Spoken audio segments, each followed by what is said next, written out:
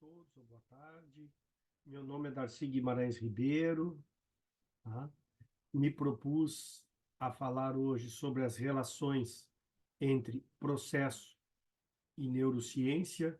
Gostaria de agradecer ao coordenador executivo, Dr. Gendrei Moraes Chaves, ao Fabiano, à Tatiana, pela honra de poder estar participando da 29ª Jornada Internacional de Direito, né? Cuja palestra, né, tem por preocupação o que eu identifico por neuroprocesso, as relações entre a neurociência e o processo.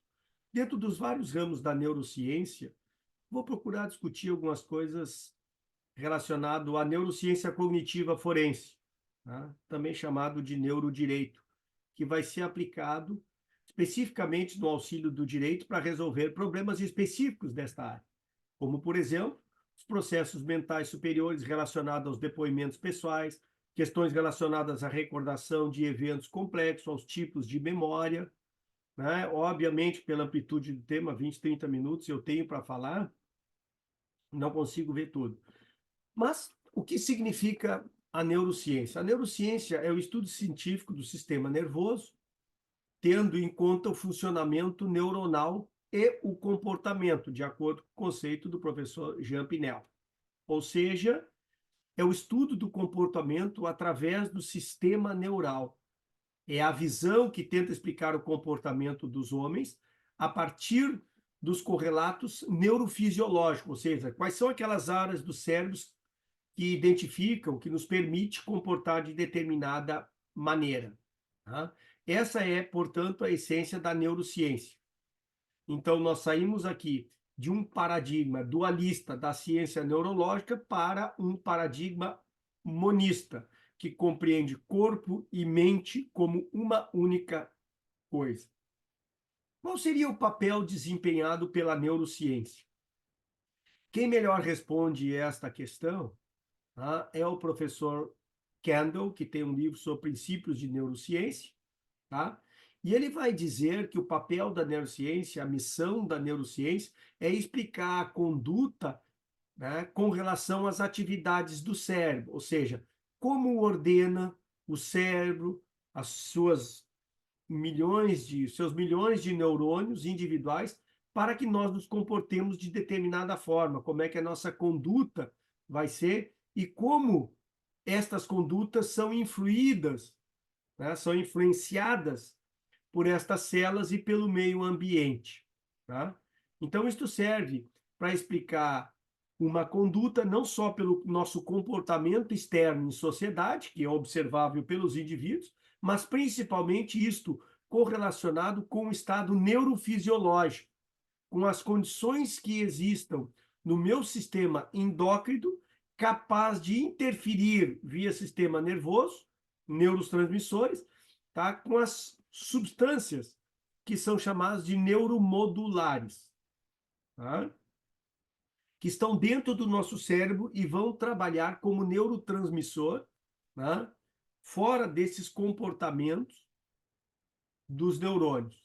Então, em última análise, o papel é saber como é que se reflete no comportamento de um sujeito em sociedade que é extremamente complexo, como é que isto influi, como é que o corpo, né, atua com base em toda esta atividade neurológica. Esta é a razão da neurociência, é relacionar a estrutura do cérebro com o que a mente faz, e aí analisar como se dá este comportamento humano a partir de um processo prévio mental. Né?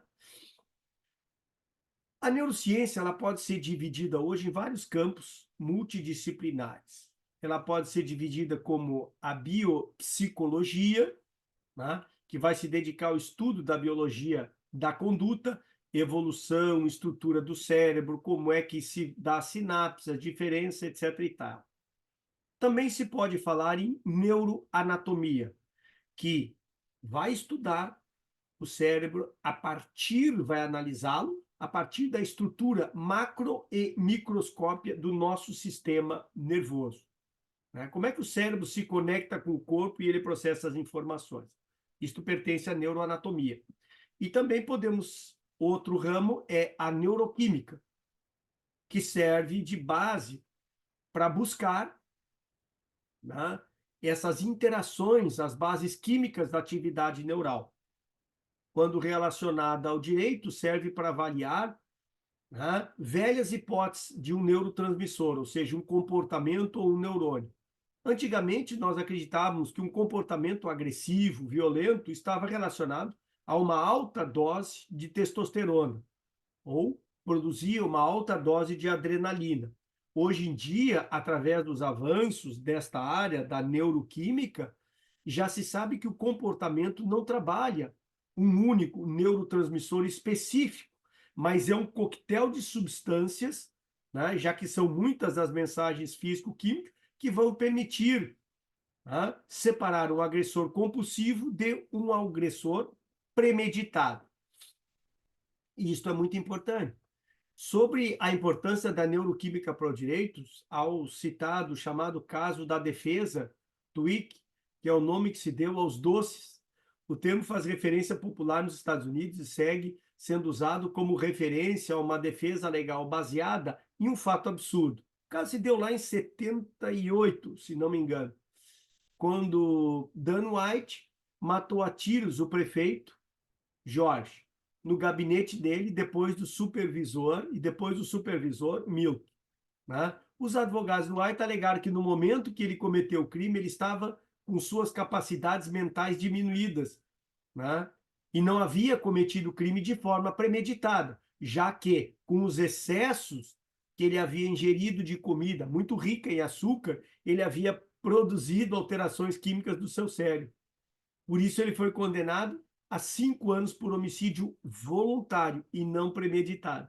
O argumento da defesa é que a dieta muito rica em açúcar foi usada para provar a depressão do acusado, não a causa do assassinato. Interessante esta relação, né, da neuroquímica relacionando a neurociência nessa perspectiva com o processo, a defesa. Também aqui podemos trabalhar a neuroendocrinologia, ou seja, as interações entre o sistema nervoso e o sistema endócrino, que permite trabalhar especificamente as pessoas mais ou menos sensíveis ao hormônio da cortisona ou da adrenalina ou da noradrenalina, por exemplo, nos casos de psicopatias, tá? Ou seja, são sujeitos que não, né, que não expressam emoções e precisam de uma dose mais alta de estímulos para sentir uma emoção. Então, isto pode gerar alguns problemas relacionados ao direito. Também temos a neuropatia, ou seja, são os transtornos do sistema nervoso, que hoje pode ser observado através das técnicas de imagem, como a ressonância magnética, etc. e tal, né? E que atualmente analisa o funcionamento do cérebro em tempo real. Há 3 anos atrás, por exemplo, as máquinas tardavam 1 segundo para transmitir essa imagem. Para que se tenha uma ideia do que significa 1 segundo no cérebro, da nossa atividade neuronal, né? Neste tempo, um único neurônio poderia comunicar-se com até 100 mil neurônios. Né? O que eu quero dizer com isso? Algumas pessoas nesse meio tempo perdem a memória. Quando tu estuda a neuropatia, nos damos conta de que por isso algumas pessoas têm problemas de comportamento, né? São hiperestimuladas, etc. e tal. E aí vai neurofarmacologia, neurofisiologia, mas o que é a neurociência cognitiva? É uma disciplina que deriva dos estudos existentes entre a psicologia comportamental e a neurociência, o que para o direito é muito importante. Surgiu lá na década de 70 e ela pode ser definida como uma disciplina que busca entender como a função cerebral dá lugar às atividades mentais, tais como a percepção, a memória, a linguagem e, inclusive, a consciência. Por isso, seu objeto de estudo está ligado às bases biológicas da cognição humana. Tá? E tem como objetivo compreender a cognição humana combinando as técnicas das ciências do cérebro com os métodos das ciências cognitivas.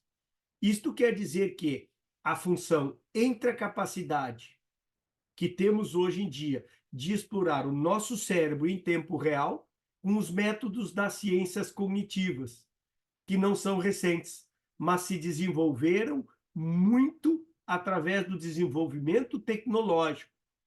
E por isso é muito interessante hoje em dia, por exemplo, a biomedicina, o desenvolvimento da inteligência artificial através do uso das redes neurais, como, por exemplo, nos disse Elon Musk, né? Que já temos uma interface para colocar o cérebro em contato com um chip e poderíamos gravar o cérebro, né? O que ele chama de metaverso.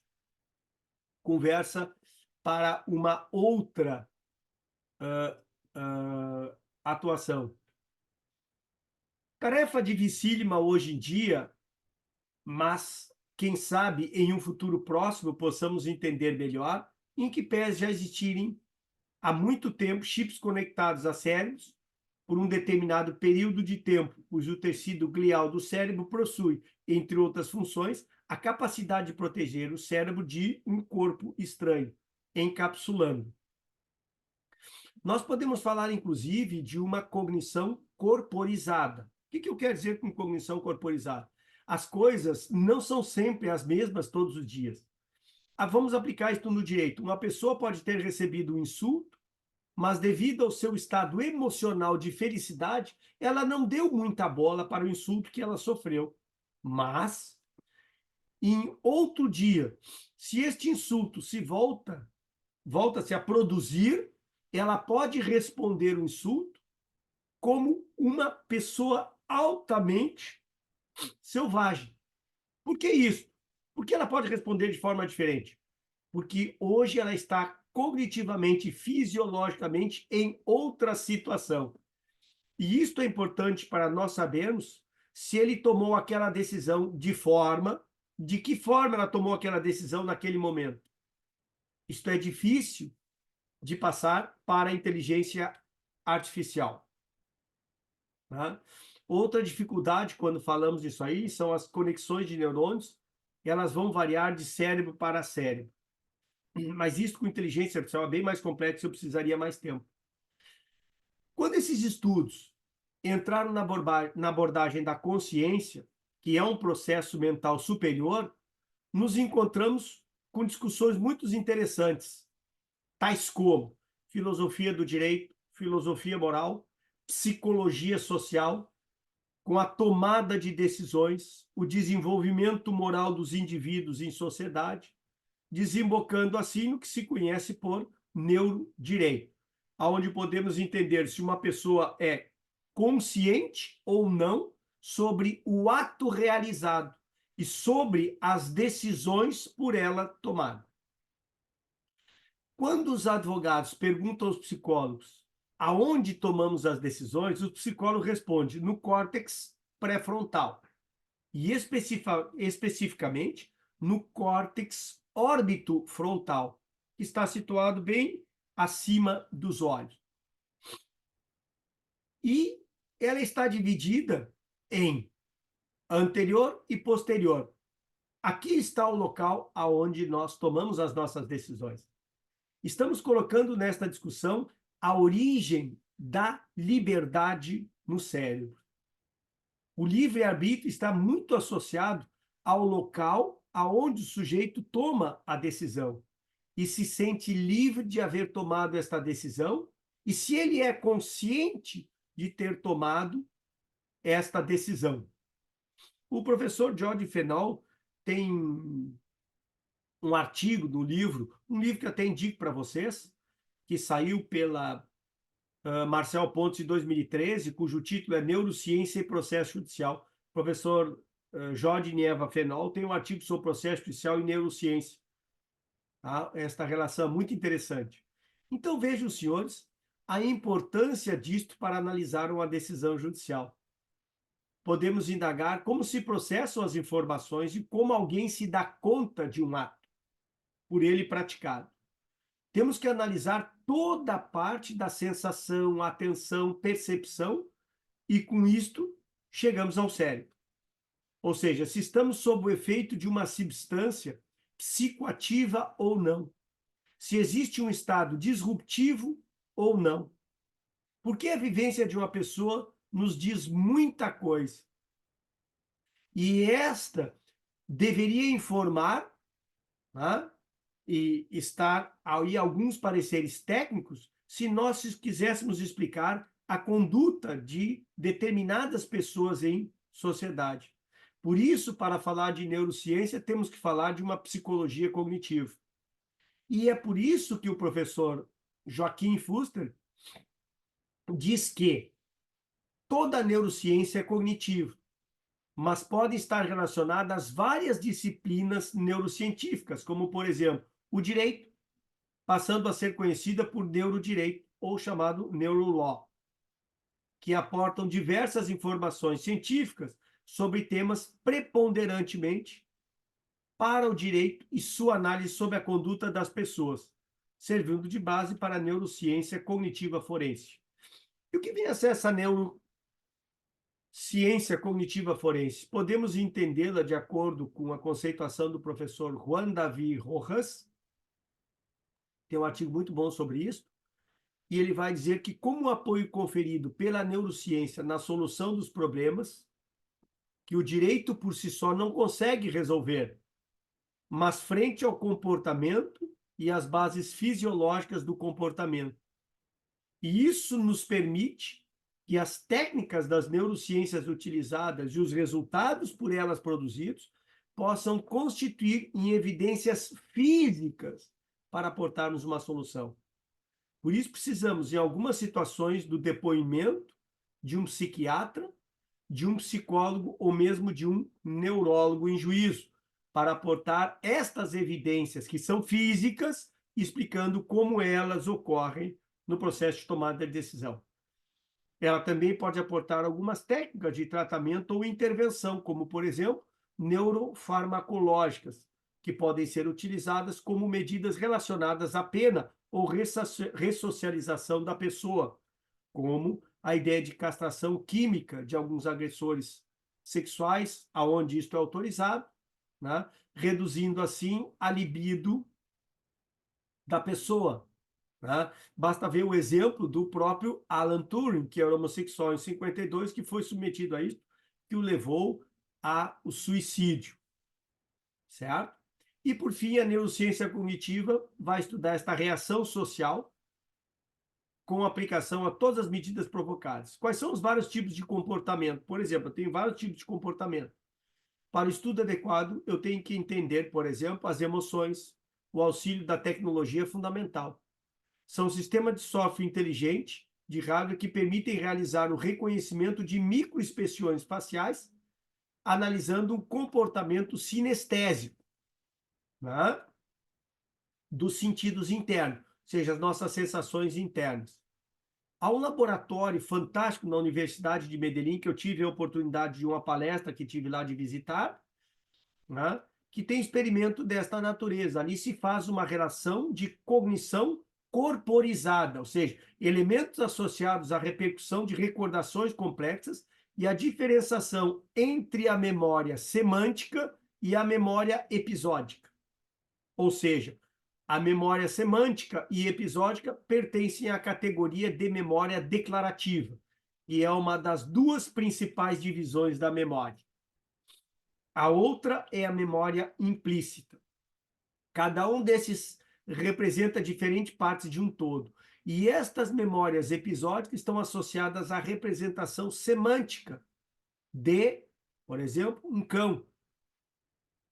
E por via as neuroexperiências que vivem novos episódios vão modificar a representação semântica que nós temos daquela categoria associada a um cão. Sobre essa memória episódica, por exemplo, Tulving menciona uma distinção entre conhecer e recordar. Conhecer refere-se a algo mais factual, semântico, enquanto recordar está associado a um sentimento localizado em um passado episódico. A diferença entre memória semântica e memória episódica é muito importante. Por exemplo, para as decisões judiciais ou simulações, ou situações complexas para os advogados, quando devem pensar sobre a credibilidade do depoimento de uma parte ou de uma testemunha e a veracidade das afirmações por ela emitidas. Também é importante para analisar o comportamento de uma testemunha quando fala sobre recordar um evento complexo.